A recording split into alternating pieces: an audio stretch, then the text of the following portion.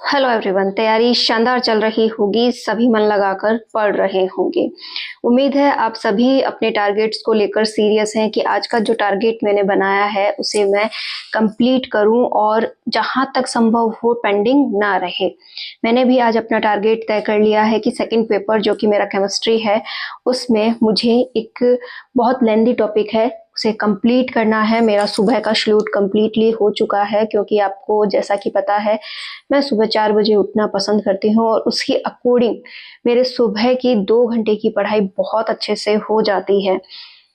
अब मेरा ये सेकंड जो है एक पीरियड चल रहा है जहाँ मैं तैयारी करती हूँ और इस तैयारी के दौरान मैंने आज के टॉपिक को लिया है और यहाँ पर मैं उस टॉपिक को कंप्लीट करने की कोशिश कर रही हूँ कि हाँ जैसे तैसे ये वाला टॉपिक मेरा बहुत अच्छे से हो जाए, क्योंकि मुझे इस टॉपिक को करने में काफ़ी दिनों से प्रॉब्लम आ रही थी। ये बहुत बड़ा टॉपिक है मेरे अकॉर्डिंग कि हाँ इस टॉपिक को बहुत दिनों से पढ़ा नहीं है तो इसे पढ़ना चाहिए, वो भी पूरे ध्यान से, क्योंकि यहाँ से क्वेश्चन बनने के चांसेस बहुत अधिक रहते हैं। तो अगर आपके पास भी कोई ऐसा टॉपिक है जिसे आप इग्नोर करते हैं, अच्छे से नहीं पढ़ रहे हैं, सोच रहे हैं टफ है बाद में कर लेंगे, तो ऐसा बिल्कुल ना करें। अपने टॉपिक्स को पहले प्रायोरिटी के साथ पढ़े यदि आपको पता हो कि वहाँ से क्वेश्चन बनने की संभावना बहुत अधिक होती है। जैसा कि आप देख पा रहे हैं मैं हमेशा ऐसे ही पढ़ती हूँ, क्योंकि अगर हम अपने हाथ वगैरह चलाते रहते हैं, अपने आप को एक्टिव रखते हैं तो हम बहुत अच्छे से ये काम कर पाते हैं। यहाँ पर मैंने रफ कॉफ़ी का यूज़ किया है। आप भी अपने लिए किसी ना किसी प्रकार की कॉपी ज़रूर रखा करें। जो भी टर्म आपको वहाँ पे इम्पोर्टेंट लग रही हो उसे आप रिवाइज करते रहें और लिख लिख कर ट्राई करते रहें, इससे कि आपको जो पॉइंट्स हैं वो अच्छे से आने लगेंगे। मेरा यही रूटीन रहता है कि जो भी आप पढ़ो वहाँ आप इम्पोर्टेंट पॉइंट्स को साथ में हाथ चलाते हुए लिखते रहो, ताकि वो पॉइंट्स तो क्लियर हो ही और आपको भी सब कुछ बहुत अच्छे से आता रहे। ऐसा करने से आपको इजीनेस रहेगी, आप एक्टिव रहेंगे, नींद नहीं आएगी और लंबे समय तक आप पढ़ भी पाएंगे। एक आपको पूरा ध्यान आपकी पढ़ाई पे रखना है, बिल्कुल भी ध्यान डाइवर्ट नहीं करना कि एक बार अगर आप पढ़ने बैठ गए तो बिल्कुल भी मत सोचिए कि कितने काम पड़े हैं, कौन बुला रहा है या क्या हो रहा है। बस एक हल्की सी नज़र आपको ये रखनी है कि कोई इम्पोर्टेंट काम हो तो आपको जाना है, वो भी बहुत थोड़ी देर के लिए। जैसे मेरा दूसरा शेड्यूल जो है वो 11:30 बजे से स्टार्ट हुआ था, तो 11:30 बजे से मैं फिर से पढ़ने बैठी हूँ। सुबह 4 बजे से लेकर 6:30 बजे तक मैं पढ़ चुकी हूँ। उसमें उम्मीद रहती है कि 2.5 घंटे की पढ़ाई में मैंने ऑब्वियसली 1 से 1.5 घंटा तो बहुत शानदार पढ़ा ही होगा, क्योंकि बीच-बीच में 2-3 डिस्टर्बेंस हो ही जाते हैं। चाय वगैरह के लिए भी हम उठ जाते हैं या फिर अपने बच्चों के पास हमें जाना होता है, तो पूरा नहीं हो पाता, लेकिन 1 से 1.5 घंटा हम वहाँ पढ़ चुके होते हैं। ये हमें बहुत अच्छा कॉन्फिडेंस देता है, साथ ही साथ ये हमें सिखाता है कि आप कुछ भी कर सकती हैं।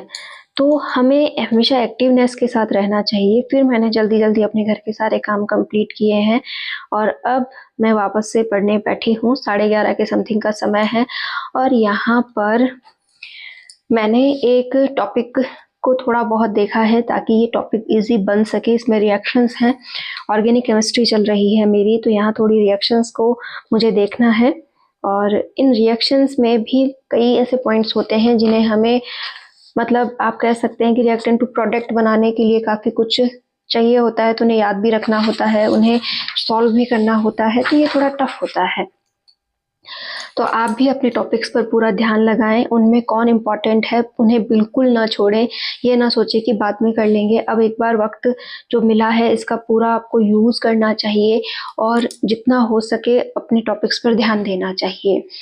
दोपहर का शेड्यूल आप कितनी बजे तक का रखते हैं एक बार कमेंट ज़रूर कीजिएगा। मुझे 3 बजे तक प्रॉपर टाइम मिल जाता है, तो 11 बजे से लेकर 3 बजे तक मैं ये मान सकती हूँ कि हाँ छोटे मोटे डिस्टर्बेंस हैं, बच्चे वगैरह के साथ भी समय थोड़ा बहुत निकल जाता है, घर की कोई ज़रूरत काम ऐसे आ जाते हैं जिसके लिए उठना पड़ता है, अदरवाइज़ हम क्या हैं अपने काम को आसानी से कर लेते हैं।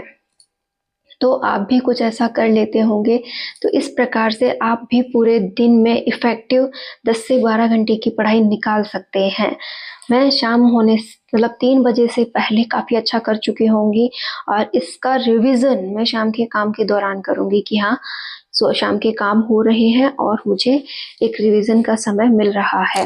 तो यहाँ पर आप भी कुछ ऐसा कीजिए, सुबह जल्दी काम कंप्लीट कर लीजिए और उसके बाद जितना हो सके आप अपने टारगेट्स पे ध्यान दिया कीजिए कि हाँ, काम एक बार हो गया है तो मुझे अपने टारगेट्स पूरे करने हैं।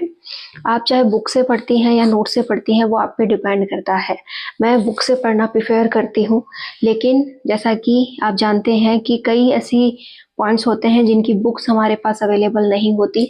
जो भी अभी केमिस्ट्री से बिलॉन्ग करते हैं वो ये बात ज़रूर समझ गए होंगे, क्योंकि हमें पीजी के लिए कई ऐसे पॉइंट्स हैं जिसके लिए बुक्स मिलती नहीं हैं। तो हम क्या करते हैं, अपने पास जो भी नोट्स वगैरह हैं उनके अकॉर्डिंग ही वहाँ से पूरा तैयार करते हैं और उन्हीं के बेस पर प्रैक्टिस करते हैं। तो कुछ ऐसा मैं भी कर रही हूँ। पीजी के लिए मेरे पास मतलब पीजी का जो भी सिलेबस है उसके लिए मेरे पास कोई भी बुक अवेलेबल नहीं है। वैसे थोड़ा बहुत है, लेकिन ओवरऑल प्रॉपर्ली अगर बात करें तो हमें ये किससे तैयार करना होता है, नोट से तैयार करना होता है। तो मैं भी कुछ ऐसा ही कर रही हूँ।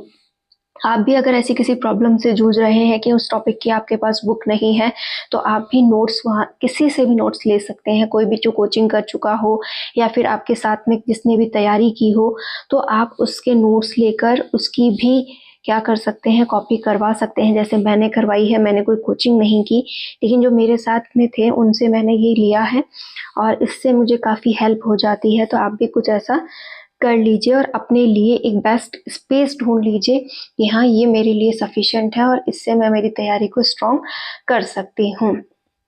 आप कमेंट ज़रूर बताइएगा कि आपके टॉपिक्स कितने हो जाते हैं एक दिन में, क्योंकि आप में से भी बहुत सी महिलाएं इसी वजह से परेशान रहती हैं कि मैम हम टारगेट तो बना लेते हैं लेकिन ये टारगेट्स हमारे कंप्लीट नहीं हो रहे हैं, तो हम कैसे पढ़ें। तो देखिए, टारगेट्स कंप्लीट एक बार में अगर नहीं हो रहे हैं तो एक दिन ज़रूर होंगे। मतलब आपको हमेशा अपने टारगेट्स को कंप्लीट करने के बारे में सोचते रहना चाहिए और जितना समय मिले उन्हें कंप्लीट भी करते रहना चाहिए, क्योंकि जिसके प्रति लगन लगी होती है वो काम बहुत जल्दी बनने लगते हैं। तो हो सकता है आपको भी बहुत अच्छा समय मिलने लग जाए और सभी टारगेट्स पूरे होने लग जाएं। आप कोशिश बिल्कुल ना छोड़ें और प्रत्येक दिन अपने टारगेट्स को पूरा करें, जितना भी कर सकें। इससे क्या होगा, आपकी एक स्पीड बनेगी, आप में एक और लगन लगेगी कि मुझे अपने टारगेट्स कंप्लीट करने ही है। इस तरीके से आप बहुत अच्छा कर लेंगी और अपनी स्पीड पर ध्यान ज़रूर दें कि कहीं आप धीरे तो नहीं पढ़ती हैं, कहीं आपका समय एक पेस पे तो खर्च नहीं होता है, कहीं आप अपने समय का सही उपयोग नहीं कर पा रही हैं। कुछ ऐसे बिंदु हमें ज़रूर सोचने चाहिए। जैसे हम कई बार ऐसा होता है कि एक ही टॉपिक को लिए बैठे रहते हैं और बहुत सारा समय उस टॉपिक पे ही चला जाता है, जबकि हो सकता था कि वो टॉपिक जल्दी खिंच जाए, एक बार में समझ में ना आए, कोई बात नहीं, हम उसे कल फिर से पढ़ेंगे। लेकिन एक ही को लिए बैठे रहना, नेक्स्ट के बारे में ना सोचना भी उतनी ही बड़ी गलती होती है। तो अगर आपको नींद से बचना है तो आप इस प्रकार से लिखते हुए ज़रूर पढ़ें। पूरा ओवरऑल नहीं लिखना होता, जो भी आपको लगता है कि ये टर्म इम्पॉर्टेंट है बस उसी पर काम कीजिए, उसको लिख करके उसी को आप ध्यान लगाइए ताकि वो पॉइंट आपके क्लियर हो जाए। इसी के साथ साथ आप जितना ज़्यादा हो सके इम्पॉर्टेंट पॉइंट्स को अंडरलाइन ज़रूर करके रखें, उनकी बार बार रिवीजन करें और एक जगह बैठे बैठे अगर आपको बोरियत होती है तो आप जगह चेंज कर सकते हैं। आपको पढ़ने के ऊपर ज़्यादा ध्यान देना चाहिए, या फिर मेरी तरह आप धीरे धीरे बोल बोल के भी पढ़ सकते हैं कि हाँ, बहुत धीरे धीरे आप अपने मुंह को बोलना स्टार्ट करें, चाहे हर आवाज़ ना आए लेकिन आप बोलते हुए पढ़ेंगे तो भी आपको क्या होगा कि आसानी से नींद नहीं आएगी और आप काफ़ी देर तक पढ़ पाएंगे। नींद आना लाजमी सा है, हम इतना काम करते हैं, सारे दिन थके हारे रहते हैं, तो नींद तो आती ही है, लेकिन हमें एनर्जेटिक रहना चाहिए, पानी वगैरह टाइम पे पीना चाहिए, अपने लक्ष्य पर फोकस बनाए रखना चाहिए ताकि हमें नींद ना आए। कुछ ऐसा मैं भी कर रही हूँ कि अपना सारा फोकस पढ़ाई पे ले आऊं और अच्छा पढ़ सकूं।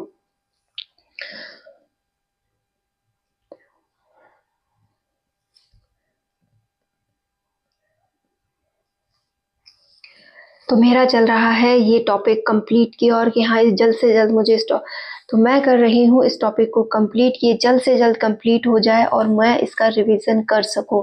तो आप भी अपने टॉपिक्स पर पूरा फोकस कीजिए, जल्द से जल्द उन्हें पूरा कीजिए और अपने पूरे दिन में इफ़ेक्टिवली 10 घंटे की पढ़ाई अब निकालना स्टार्ट कीजिए, क्योंकि ये काम जो है ये तो यूँ ही चलते रहेंगे, लेकिन अगर हम अब पढ़ाई की ओर अग्रसर हो गए तो हमें बहुत कुछ सीखने को मिल जाएगा। आप भी कुछ ऐसा ज़रूर कीजिए।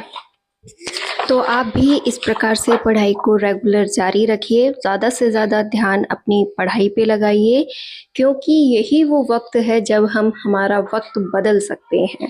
कोई भी आकर हमसे ये नहीं कहेगा कि आप इस तरीके से तैयारी कर लीजिए, हम आपका काम कर देते हैं, कोई भी आपको ऐसा नहीं मिलेगा। लेकिन आप खुद अपने आप को अगर मिल गए तो दुनिया की ज़रूरत भी नहीं पड़ेगी। तो अपनी कद्र कीजिए, अपनी जो भी प्रायोरिटी है उसे सेट कीजिए, जितना भी समय मिले, जितना मतलब 10 मिनट भी अगर कहीं से निकाल पा रहे हो तो उसमें भी आप टॉपिक्स को रिवाइज कीजिए, लेकिन अपने ऊपर ध्यान ज़रूर दीजिए।